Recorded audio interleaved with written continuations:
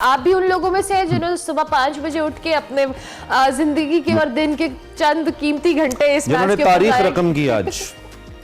बिल्कुल आप ठीक कह रहे हैं। मैं सुबह से मैंने फर्स्ट बॉल से मैच देखा और जैसे इमरान ने कहा कि मायूसी हुई, बहुत शदीद मायूसी हुई और उसमें आई थिंक सुबह के वक्त में हाई पॉइंट सिर्फ यही था कि मैं फजर की नमाज पढ़ सका और दुआ पाकिस्तान टीम के लिए की, लेकिन परफॉर्मेंस तो पाकिस्तान टीम की हरगिज इस काबिल नहीं है कि कोई भी उसमें पॉजिटिव ढूंढा जाए सिवाय इसके कि थोड़ा सा बाबर आजम का रिटर्न टू फॉर्म है। जी जी वो चीज पॉजिटिव नजर आती है। लेकिन आप देखिए कि अनप्रोफेशनलिज्म और लैक ऑफ प्लानिंग हर लेवल पे पाकिस्तान के नजर आ रहा है। हर लेवल पे टॉस जीत के आज बॉलिंग करने का मेरी तो समझ में नहीं आया फैसला, क्योंकि आप देखिए जब इतना बड़ा स्कोर न्यूजीलैंड कर लेता है और पिछले तीनों मैचेस में बहुत प्रोलिफिकली न्यूजीलैंड ने स्कोर किया है, तो उसका प्रेशर पाकिस्तान के बैट्समैन पे आ जाता है और वो उसी स्कोर बोर्ड को देखते देखते वो क्रैश कर जाते हैं। इफ्तिखार हो, आजम हो, साइम अयूब हो, सारे स्ट्राइक रेट की बिना पर अपनी इस टीम में आए थे और कोई भी परफॉर्मेंस वो नहीं दे पा रहे और मुसलसल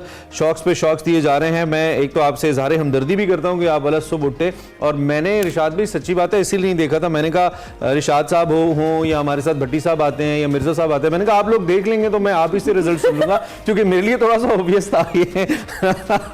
और लाइटर नोट सबका ख्याल था कि सब देखें और मैंने कहा एनालिस्ट देख लें, हम एंकर्स तो फिर सबने तो सवाल ही करने हैं, बाकी काम तो आपका है। खैर coming back to the bowling, मैं खास तौर पे कल हारिस रऊफ के बारे में पढ़ रहा था कि वो रिटायरमेंट के बारे में सोच रहे हैं। बहुत ही बुरा लगा उनको कि उनके ऊपर ऑस्ट्रेलिया टेस्ट सीरीज छोड़ने पे तनकीद की गई।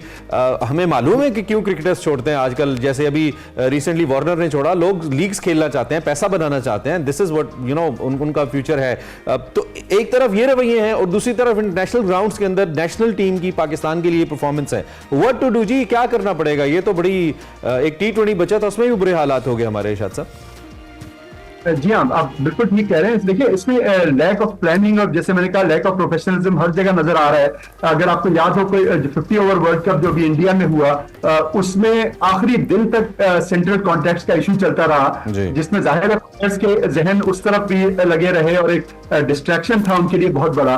और इसमें भी आप देखिए खबरें आ रही हैं कि मोहम्मद हफीज से प्लेयर्स के इख्तलाफात हैं क्योंकि उनको यूएई में जो T20 लीग हो रही है उसके लिए no objection Pakistan cricket board ने अभी तक नहीं दिया है।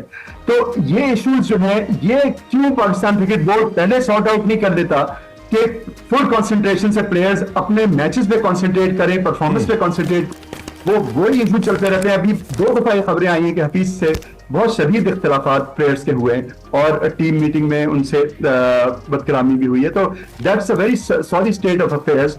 और दूसरी तरफ आप देखिए कि पाकिस्तान क्रिकेट बोर्ड जो है उसने एक T10 लीग ऑर्गेनाइज करने का सोचा, मिडिल सेक्स के डेलीगेशन को बुला भी दिया। उनको ये अंदाजा नहीं है कि वो एक इंटरिम सेटअप है, उनके पास ये ज्यूरिसडिक्शन, और उस पर फिर पाकिस्तान की गवर्नमेंट ने इतराज किया और फिर वो डेलीगेशन यहाँ से वापस गया। तो अब देखिए कितनी सुस्ती हुई है इसमें और कितना it reflects so poorly on Pakistan cricket board के उनको ये पता ही नहीं है कि उनकी कहां तक उनकी हद है, कहां तक उनको प्लानिंग करनी चाहिए। प्लानिंग का कुछ पता ही नहीं है उनको, जो बिल्कुल प्लानिंग लैक करती है अनफॉर्चुनेटली। और इरशाद साहब जैसे आप बार बार कह रहे हैं कि जो मैनेजमेंट के इंटरनल मामलात होते हैं या कोई भी नई मैनेजमेंट आती है उसके प्लेयर्स के साथ इख्तलाफात होते हैं, तो वो एक अजीब सी पॉलिटिक्स की कैफियत हमें पूरी टीम के अंदर नजर आती है कहीं ना कहीं, और लोग एज ए टीम परफॉर्म नहीं करते हैं। अब यही कुछ सूरत हाल मुझे लग रहा है T20 फॉर्मेट में भी हो रही है, क्योंकि टेस्ट में तो वैसे सुभान अल्लाह थे, वनडे में हम वैसे बुरे तरीके से हारे, और अब T20 जो रह गया था फॉर्मेट उसमें भी रही सही सुभान अल्लाह और अब इन्ना लिल्लाह तक बात पहुंच ये वाला हाल हो गया। तो अब मतलब अब पाकिस्तानी उम्मीद छोड़ दें कि हम इस टेस्ट मैच हो या विमेन क्रिकेट देखना शुरू कर दें। हाँ वैसे अच्छी बात है जी। मैं भाई आपसे कह रहा था कि अब अभी इसी साल और ज्यादा दूर नहीं रहेगा, जून में है वर्ल्ड कप T20 का। उससे पहले आप ये देखिए कि PSL जो होगा लोकल होम ग्राउंड्स पे, फिर जैसे मैंने पहले कहा कि उसमें चौके छक्के मार के उन्हीं डेड पिचेस पे खेल के वो लोग हीरो टेंशन इन लीग्स में नहीं होती, कोई प्रेशर इन लीग्स में नहीं होता जो पाकिस्तान के लिए खेलने में होता है। और आप देखिए कि आई वुड से कि वेलकम टू इंटरनेशनल कैप्टनसी जो शाहीन आफरीदी को मैं कहूंगा कि जो लाहौर कलंदर्स को जिताना एक अलग बात है और इंटरनेशनल क्रिकेट में आके फिर उनको जिसे कहते हैं लग पता गया है। और जिताने से हटके भी रिशाद भाई लड़वाना, मैं तो कहता हूं लड़ाना, टीम को लड़ाना है आपने, बीइंग आप लीडिंग फ्रॉम द फ्रंट हैं, कर रहे हैं, तो आपने लड़ाना है ना टीम को, तो वो हमें कहीं नहीं नजर आया, वो फाइटिंग स्पिरिट ही नहीं बिल्ड कर पाए हैं बतौर, या तो और तरह तरह की फिर खबरें अंदर से निकलवा रहे हैं कि जी हफीज के साथ इख्तलाफात हैं, ये वो, भाई जो भी इख्तलाफात हैं, जब आप ऑन फील्ड जा रहे हैं, क्या बाकी बोर्ड्स में इख्तलाफात नहीं होते, क्या बाकी बोर्ड्स के अंदर, क्या अफगानिस्तान से ज्यादा कमजोर है हमारा बोर्ड, क्या वहां पे कॉन्ट्रैक्ट के पैसों के मसाइल नहीं होते? उन्होंने तो खिलाड़ियों को बैन करके रख दिया लीग से, बड़े बड़े जो मेजर खेलने वाले, उसके बावजूद आई बिलीव इतनी बुरी परफॉर्मेंस तो अफगानिस्तान टीम की भी नहीं है, बल्कि उनकी तो बहुत ही अच्छी, उन्होंने हमें हरा दिया वर्ल्ड कप के अंदर। सॉल्यूशन क्या है अब? आई मीन फिर उखाड़ पिछाड़, फिर कप्तान बदलो, फिर लोग बदलो, और जिसने खुद को बदलना है, जिसकी वजह से ये हो रहा है, द डिसीजन मेकिंग पर्सन, उसके तो कान पे जूं तक नहीं रेंगती है, वर्ल्ड कप भी हार जाए तो किसको बदले, क्या करें? जी हाँ, देखिए इसमें एक बात यह है कि ये भी कुछ रिपोर्ट्स अंदर से आ रही थी कि फखर जमान इज नॉट हैप्पी कि उनको डिमोट किया गया है। तो अगर साइम अयूब जो है वो परफॉर्म उस तरह से नहीं कर रहे हैं जो कि उनसे एक्सपेक्टेशंस थी, तो फखर को दोबारा अपने स्पॉट पे लाया जाए।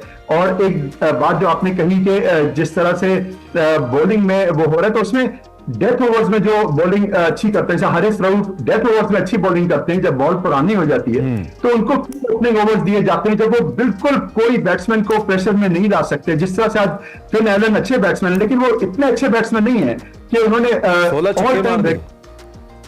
16 छक्के उन्होंने मार दिए इस ग्राउंड, स्कोर कर दिया न्यूजीलैंड का। सोच के हमारी तबीयत अजीब हो रही है, 16 छक्के पड़े हो किसी को। हाँ, और जब हम ये स्टोरी कर रहे थे तो मैंने दोबारा देखा कि नहीं 16 चौके होंगे, 5 छक्के होंगे, लाइक 16 छक्के 5 चौके।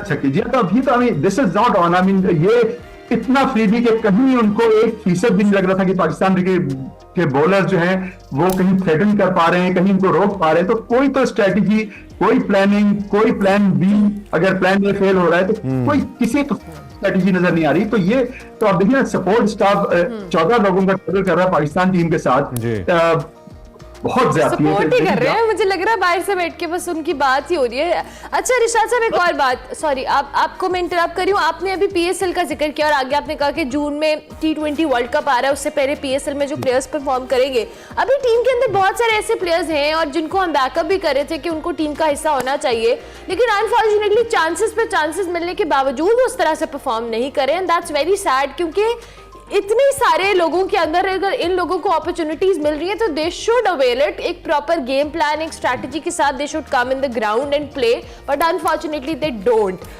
इन प्लेयर्स को लेके अब क्या आपको लगता है कि पीएसएल की बेसिस पे हम जो नेशनल टीम में शामिल करते हैं, इस पे कितना कंट्रोल करना पड़ेगा इस मैनेजमेंट को? जी बिल्कुल, बेसिक्स देखिए, पाकिस्तान प्लेयर्स की बेसिक्स ठीक नहीं है जिससे वो सफर कर रहे हैं। जो टाइम एंड अगेन ये बात सामने आती है कि कुछ टेक्निकली साउंड प्लेयर जिस तरह अब्दुल्ला शफीक है वो भी ऊपर आए, लेकिन वो ऑस्ट्रेलिया में नहीं खेल सके। तो जो ऑब्वियस गलतियां वो प्लेयर्स कर रहे हैं, जो उनकी वीकनेसेस हैं, तो when they go back Pakistan वापस आएंगे तो उनकी क्या उस तरह की ग्रूमिंग होगी और क्या उनकी जिसे कहते हैं कॉन्सेंट्रेटेड कोचिंग होगी कि वर्ल्ड कप में जाने से पहले आप 1 महीना उस तरह की कोचिंग करें जैसे आप दुनिया की बेस्ट टीम के खिलाफ कोई सीरीज खेल रहे हैं, फास्ट पिचेस पर करें, बेहतरीन बैटिंग, बॉलिंग और फील्डिंग की उनको प्रैक्टिस कराई जाए। तो एक बिल्कुल एक टफ रेजिमेंट करना पड़ेगा, वरना इसके बगैर होगा नहीं। इंडिया ने ये बात मैंने आपको बताया था कि 1986 में रियलाइज कर दी थी, उसके बाद से इस वक्त इंडिया में तकरीबन 11 अकेडमीज हैं और उसका रिजल्ट नजर आ रहा है उनको। अच्छे बैट्समैन आ रहे हैं, कॉम्पिटिटिव क्रिकेट खेल रहे हैं और रणजी ट्रॉफी भी उनका इतना सॉलिड है। अच्छा इरशाद साहब, थोड़ा सा टेक्निकली हमें बताइए, क्योंकि आप मैच देख रहे थे, कैप्टेंसी कहीं नजर आई आपको, कहीं आपको ये लगा कि टेक्निकली शाहीन अपने आप को चैलेंज कर रहे हैं, अपने आप को उस जगह पे जाके कुछ ऐसे डिसीजंस ले रहे हैं, कुछ ऐसे बॉलिंग शिफ्ट्स कर रहे हैं जिसकी वजह से वो ही wants to make something out of it, या मुसलसल 16 छक्के एलन मार रहे थे और शाहीन एंड कंपनी छक्के खा रही थी? कहीं आपको कैप्टेंसी नजर आई है आज के मैच में? नहीं जी, बिल्कुल नजर नहीं आई, और बल्कि वो मुझे काफी जिसे कहते हैं प्री ऑक्यूपाइड और परेशान लगे। और उसमें देखिए राशिद लतीफ साहब ने एक सही बात पॉइंट आउट की कि अगर आप यानी हर मैच में अगर टोटल एक विकेट पे 110 है, 120 है न्यूजीलैंड का, तो आप फिर विकेट्स कब ले रहे हैं? विकेट्स तो न्यूजीलैंड के जो टीम है वो शुरू में ही हमारे 3-4 आउट कर देते हैं, जिससे हमारी टीम पे प्रेशर आए। ऐसी एक विकेट 110 और 120 रन बन रहे हैं सिर्फ 10 ओवर में, तो फिर उसके बाद प्रेशर तो कहीं नहीं रहा। उसके बाद आने वाले 9 बैट्समैन जो हैं उनके पास एक साउंड टोटल मौजूद है जिसपे वो कैपिटलाइज कर रहे हैं। तो हमारे बॉलर्स इतने ज्यादा रन दे रहे हैं, विकेट्स नहीं ले रहे। विकेट्स आखिर में आके अगर आप पाकिस्तान थोड़ा सा कमबैक अच्छा करता है, आखिर में कुछ विकेट लेता है, लेकिन it is always too late. शुरू में तब उनके प्रेशर आए। और अब हमारे प्रोफेसर साहब क्या उज़्र देंगे आके? टीम के रूहे रवाएं इस वक्त, सब कुछ टीम का अल्लाह के बाद उनके हाथ में है, तो क्या कहेंगे आपके ख्याल में? What is the next excuse that is going to come? जी हाँ, देखिए एक्सक्यूज तो उनके पास मेरे ख्याल है कुछ भी नहीं होगा। जिस तरह के शाहीन शाह अफरीदी भी मैच के बाद जो पोस्ट मैच प्रेस कॉन्फ्रेंस है उसमें वो अपने बैट्समैन को, बॉलर्स को ही ब्लेम करते हैं और वो कहते हैं कि हम उस लेवल पे नहीं आ सके, और वो कहीं ना कहीं उसमें कोई पॉजिटिव ढूंढने की कोशिश करते हैं, जो मेरे ख्याल एक लेम एक्सक्यूज होता है। जो बात हफीज भी आके यहाँ पे कहेंगे, लेकिन आप देखिए उसमें फिर एक पॉइंट यही है कि कभी जिंदगी में हफीज ने कोई प्रोफेशनल कोचिंग नहीं की, वो किसी जॉब पे नहीं रहे। हमारे यहाँ यही होता है सर, जिसने जिंदगी में कोई ओहदा नहीं देखा होता वो डायरेक्ट सबसे टॉप ओहदे पे आ जाता होता है। ये हर जगह पे होता है। तो मुझे तो लगता है बाबर की बद्दुआएं पड़ गई हैं इनको।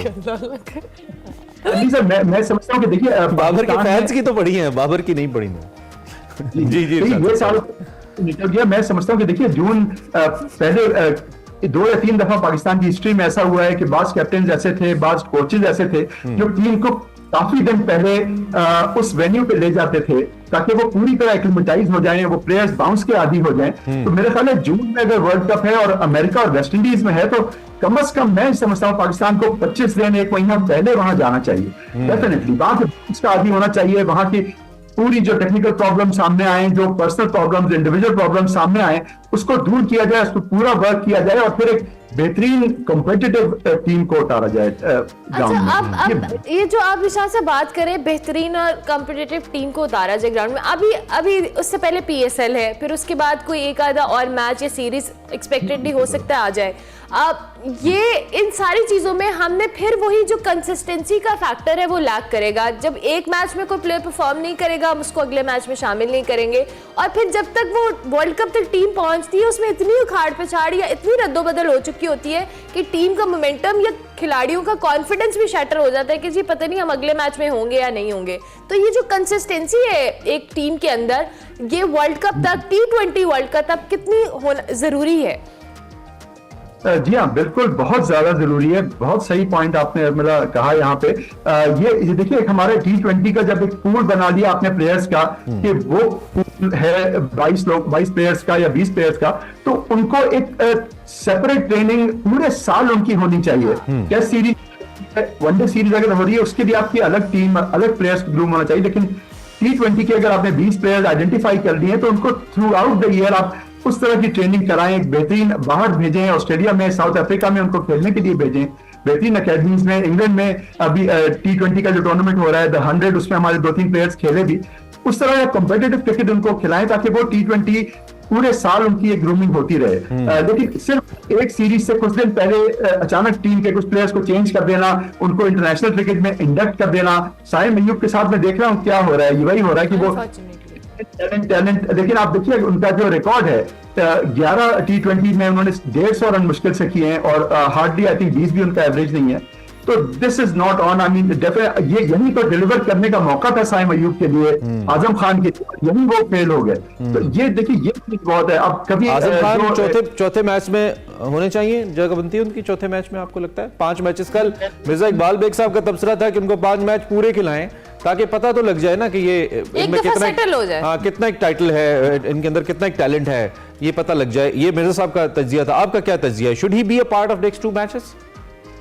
जी अब मेरे ख्याल में देखिए हसीबुल्लाह जो बैठे हुए हैं वो विकेट कीपर भी हैं और वो बहुत अच्छे हिटर भी हैं। मेरे ख्याल में उनको चांस देना चाहिए जरूर, क्योंकि अब देखिए सीरीज तो अब हार चुके हैं। कुछ जो भी हमें अपने बेस्ट जो प्लेयर्स, जो भी रिप्लेसमेंट प्लेयर्स हैं जो बेंच पे बैठे हुए, अब उनको सबको चांस देना चाहिए। देखिए अब आज जमान को खिलाया, जमान ने सबसे बेस्ट बॉलिंग की है सारे बॉलर्स में पाकिस्तान के। इमरान खान ने बहुत अच्छी बॉलिंग की है, तो वो डेथ ओवर के इतने अच्छे बॉलर हैं। और वर्ल्ड कप में भी 50 ओवर वर्ल्ड कप में भी इंडिया में उनको इग्नोर किया गया, जो आकिब जावेद साहब ने आउट किया और हमने उससे सफर किया। तो ये बहुत जरूरी है कि एक सही प्लेयर तो खिलाया जाए। आजम परफॉर्म नहीं कर रहे हैं, हसीबुल्लाह को चांस देना चाहिए। लेकिन बात ये कि जैसे आपने भी कहा और मैंने भी नोटिस किया, सबने ज्यादातर, कि शाहीन शाह अफरीदी की एक थिंकिंग कैप्टन वाली बात सामने नहीं आ रही है। वो एक सिर्फ जिसे कहते हैं कि अल्लाह तवक्कुल के अच्छा, बॉलर शायद। रिशाद साहब, एक कैप्टन की अपनी परफॉर्मेंस कितनी इंपॉर्टेंट होती है? आई एम नॉट श्योर होती है या नहीं होती। आपने ज्यादा मुझसे क्रिकेट विटनेस की है, आपने ज्यादा देखा है, being an analyst and senior journalist. एक कैप्टन जब खुद परफॉर्म कर रहा होता है, क्या वो बेहतर पोजीशन में होता है कि टीम को अच्छे से खिलाए, या ये इंपॉर्टेंट नहीं है कि कैप्टन खुद कितना परफॉर्म कर रहा है? Captaincy something else on the ground. आप इस फैक्टर को कैसे देखते हैं? क्योंकि शाहीन हम खुद देख रहे हैं कि स्ट्रगल कर रहे हैं वर्ल्ड कप से, खुद भी वो कह रहे हैं कि मैं बहुत जोर लगाने के बावजूद भी, अपना बेस्ट करने के बावजूद भी बॉल तेज नहीं कर पा रहा हूं, विकेट्स नहीं ले पा रहा हूं ऊपर नई गेंद से। तो ये कितना इंपॉर्टेंट है? क्या ये वो प्रेशर फैक्टर है जो शाहीन को एक बेहतर कैप्टन अभी तक नहीं कर पाया, या फिर नहीं, वो शायद अभी बात है ही नहीं, अभी टाइम चाहिए उनको इंटरनेशनल क्रिकेट गवर्न करने के लिए? जी हाँ, नहीं बिल्कुल। ये देखिए, एक विजडम होता है, एक एक्सपीरियंस होता है। जो कैप्टेंसी जो है वो सिर्फ कप्तान के अपने परफॉर्मेंस का नाम नहीं है। हमारे यहाँ पूरी दुनिया में क्रिकेट में बहुत बड़े एग्जांपल्स हैं, जिसका माइक ब्रैडली का एग्जांपल है। रिसेंटली जब स्मिथ और वार्नर पे बॉल टेम्परिंग का इल्जाम लगा था, तो पेन को बना दिया पाकिस्तान ऑस्ट्रेलिया के कैप्टन, और उन्हें इतना अच्छी कैप्टेंसी की। तो ये एक विजडम होता है, एक अपने अंदर से आती है, लेकिन एक स्ट्रेटजी उसके साथ, प्लेयर्स के साथ उसको वर्कआउट करना, एक प्लानिंग को करना, तो वो maturity, I am sorry to say, लेकिन थोड़ी सी लैक लग रही है मुझे। वाकई शाहीन शाह अफरीदी की परफॉर्मेंस उस लेवल की नहीं है, लेकिन इस वो कप्तानी एक अलग आर्ट ऑफ कैप्टेंसी किताब है। आपने वैसे सुबह चूंकि जीत के लिए दुआ कर दी थी मैच से पहले, नहीं तो हम इस वक्त इज्तिमाई दुआ जरूर करते। बाद मैच एक बनती है। इरशाद भाई, thank you very much for analysis.